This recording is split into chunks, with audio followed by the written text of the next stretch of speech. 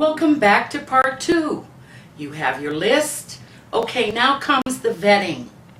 In part 1, I told you to take recommendations from the analysts. But just because it's rated buy doesn't mean you should buy it. You need to know this company inside and out. First, collect your information specific to the company. We did general research for our ideas.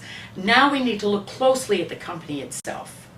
The internet gives you access to research firms. S&P, Reuters, Morningstar are 3 of the biggest, but lots of other companies do research as well, including your bank and brokerage firm.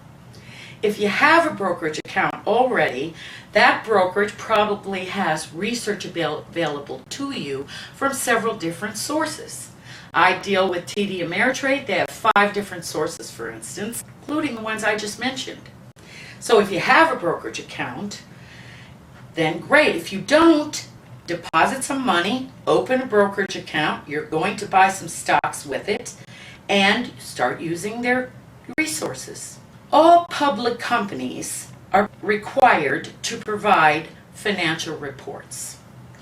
One of the most important sources of information is the letter from the CEO, which is in the front of the annual report. Now, you want to look at that, and you also want to look at all of the financial statements included in your annual report. One of the things you will find is notes to consolidated statements, which will tell you what kind of problems the company is dealing with. In addition, the annual report will give you the number of shares owned by management, product discussion, future plans, etc. Another wonderful resource is the Shareholder Services Manager or Director. This person will talk to you on the phone and tell you all kinds of things if you ask. You will find the phone number on the company's website. While you're working on this, remember it's important to comparison shop. When we came out of the last major slump in 2008-9, I noticed that the U.S. cruise lines businesses had dropped to about half of the historical average. It was obvious we were coming out of a slump, so I figured people would start vacationing again. So I decided to research and buy one. And I thought of Carnival because it was the one that was most common. So I dug up the financial statements and found their big competitors: Norwegian, Royal Caribbean, Viking River Cruises. I found that Royal Caribbean had a much better safety record and customer satisfaction record. They also had more cash on hand and less debt, as well as plans to expand with some very large ships. I chose Royal over Carnival, and as luck would have it, Carnival had a couple of bad accidents. Market share went to Royal. It was a very profitable investment. You need to know the whole business, not just the company. Always research all of the companies that lead the group and follow them as well. A rising tide lifts all ships is a good thing to remember.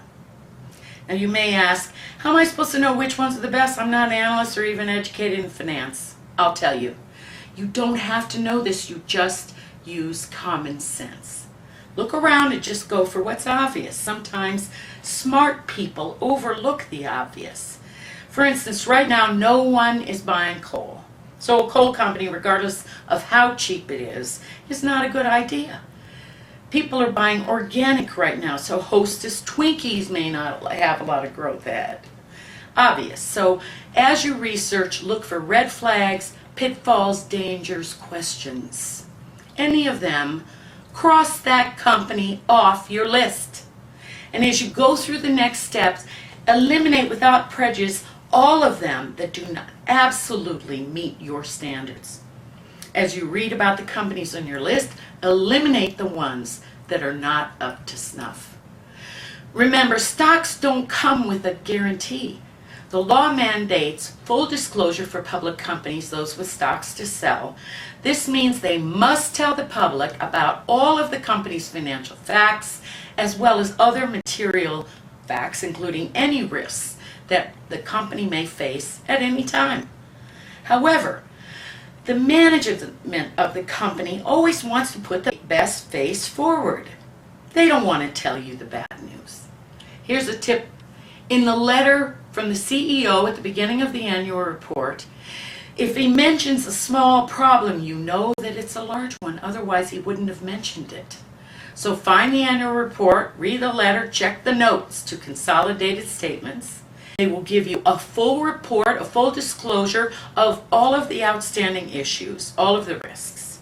If there are any glaring problems, a major legal problem, lawsuit, problem with the CEO, close the book on this one. After you've done once over your list and eliminated at least half, check back for part 3 to do your final selection.